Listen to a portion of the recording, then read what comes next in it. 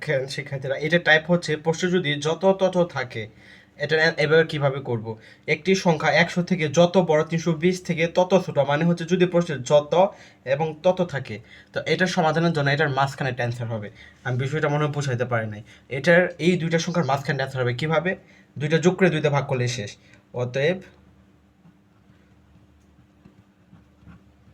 অতএব সংখ্যাটি সমান, এখানে সংখ্যা আছে কত, 100 প্লাস 320, তাহলে 100 প্লাস 320 ভাগ 2, জাস্ট 2 ভাগ করো, তাহলে 100 প্লাস 320 কত হয়, 420, 420 ভাগ 2, 2 4-এর মধ্যে 2 বার যায়, আর 2 2-এর মধ্যে একবার যায়, আর এনে থাকে হচ্ছে 0, তাহলে 210।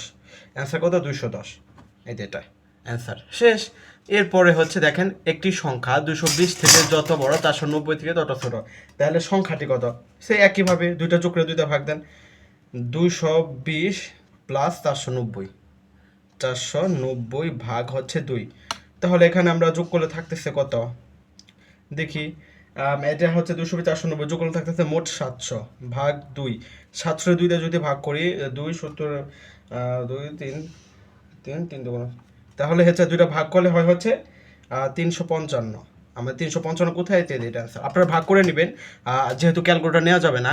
এই যে 700 আপনারা সবাই ভাগ পারেন, আমরা জানি 700 ভাগ 2, 7 2 2 2 দুগুণে 4, 3 দুগুণে 6, 3 দুগুণে 6, 6 কত হলে 7 হবে, 6 7 1 হলে 2 10 একের মধ্যে যায় না, এতে একটা শূন্য কাটতে হবে, দিলে 5 দুগুণে 10, এরপর একটা একটা শূন্য আনলাম এবং 2 শূন্যর মধ্যে শূন্য শূন্য, এটা অ্যান্সার।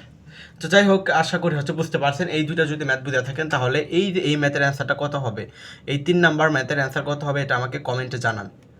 তো যাই হোক, ভালো থাকেন, সুস্থ থাকেন, আজকে এই পর্যন্তই। আসসালামু আলাইকুম।